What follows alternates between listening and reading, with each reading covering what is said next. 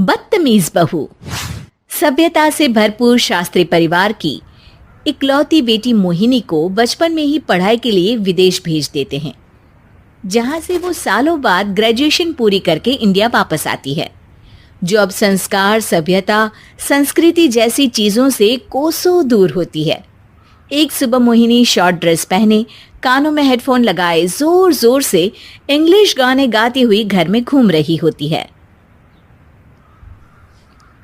सुबह सुबह भगवान का नाम लेते हैं, राक्षसों की तरह चिल्लाते नहीं।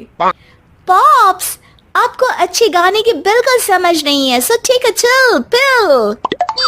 अरे मोहिनी, पापा से ऐसे बात करते हैं क्या? सारी तमीज भूल गई हो। ओह मॉम प्लीज, इतनी बड़ी भी कोई बात नहीं हुई, सो डोंट ओवर रिएक्ट। भला कोई मानेगा कि ये मेरी बेटी है?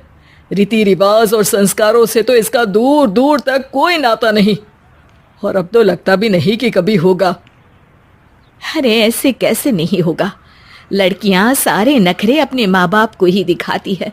ससुराल जाकर उन्हें सब कुछ करना भी पड़ता है और मानना भी। पत्नी की बात शास्त्री जी समझ जाते हैं और कुछ ही दिनों में अपने से भी ज्यादा धार्मिक परिवार में निखिल के साथ मोहिनी का रिश्ता पक्का कर देते हैं। रिश्ता तो पक्का कर दिया, पर यहाँ मोहिनी को कैसे मनाएंगे? शादी ब्याह के मामले में आटे में नमक जितना झूठ तो चलता है जी। इसी तरह एक के बाद एक तिकड़म लगाते हुए दोनों मिलकर मोहिनी को शादी के लिए तैयार कर लेते हैं और मोहिनी निखिल की शादी हो जाती है, जिसके अगले दिन से ही मोहिनी दोबारा अपने पूरे अवतार में शॉर्ट ड्रेस पहनकर घर में घूमने लगती है। बहू को ऐसे देख सास की आंखें फटी की फटी रह जाती हैं। अरे ये क्या बेशर्मी है, हमारे घर की लड़कियां जींस तक नहीं पहनती और तुम बहू होकर इतने छोटे कपड़े पहनकर पूरे घर में घूम रही हो। सीरियसली मॉम, प्लीज आप अपनी इस 80 के दशक वाली सोच में मुझे इंक्लूड मत करो। हाय तौबा, एक तो बेशर्मी दिखाती है, ऊपर से सास के साथ जुबान भी लड़ाती है। अरे जल्दी कपड़े बदल कर आ, घर की पहली आरती तुम्हें ही करनी है। लेकिन निखिल किसी न किसी तरह उसे पूजा के लिए कन्विंस करके कपड़े चेंज करने के लिए भेज देता है, जिस पर पूजा खत्म होने के बाद वो एक बार फिर अपनी शॉर्ट ड्रेस में आ जाती है। बहू, ये क्या तरीका है? संस्कार नाम की कोई चीज है या नहीं? नहीं ससुर जी, संस्कार मेरा दूसरा बॉयफ्रेंड था, अब तो मेरा उससे कोई कांटेक्ट नहीं है। मोहिनी का जवाब सुन के ससुर तो भगवान नाम जपते वहां से चले जाते हैं, लेकिन सास बहू के बीच कहासुनी फिर शुरू हो जाती है, जिसे इग्नोर करते हुए मोहिनी घर से बाहर चली जाती है और देर रात घर वापस आती है। मोहिनी, मैं जानता हूं कि तुम विदेश में रही हो और तुम्हें वहीं की आदत है, पर यहाँ चीजें कुछ अलग है। अगर तुम उस हिसाब से कुछ एडजस्ट कर लो तो सबके लिए सही हो जाएगा। I am not in a lecture mood. Good night. अगली सुबह मोहिनी देर से उठकर एक बार फिर उसी तरह सबके सामने आती है, जिस पर उसकी सास कुछ बोले उससे पहले ही मोहिनी की दोस्त मोनिका और रचिल वहां आ जाती हैं। Oh hi darling, how are you? OMG, we missed you so much. I missed you too darling. Ram Ram, इन्होंने तो तुमसे भी छोटे कपड़े पहने हैं। अरे तुम लोगों के अंदर कोई शर्म लिहाज बाकी भी है या सब बेच खाई? मोहिनी, तुम्हारी मेड कुछ ज्यादा नहीं बोलती?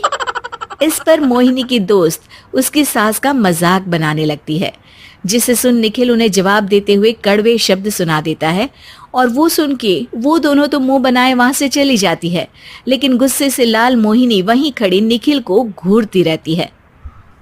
घूर क्या रही हो? तुमसे शादी की ये सोचकर कि विदेश में पढ़ी लिखी हो, घर में कोई पॉजिटिव चेंज लाओगी, अपनी करियर के लिए एम्बिशियस होगी, पर अपने इस बिहेवियर से उस पढ़ाई के साथ साथ अपने मम्मी पापा के नाम को भी डुबो रही हो। अगर तुम्हें ऐसे ही हाल रखना है तो यहाँ रहने की कोई जरूरत नहीं है। निखिल की बातें सुनकर मोहिनी रोते हुए घर छोड़कर अपनी मम्मी पापा के पास वापस आ जाती है।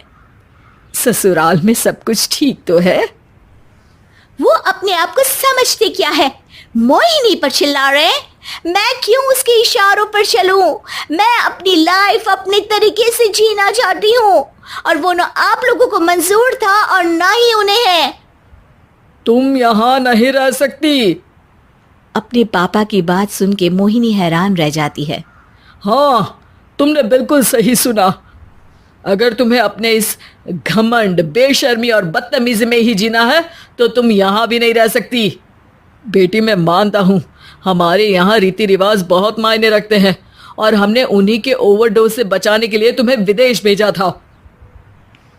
एक लड़की जो शादी करके घर और बच्चे संभालती है, उससे तुम अपने आप को ज्यादा समझ सको इसके लिए भेजा था।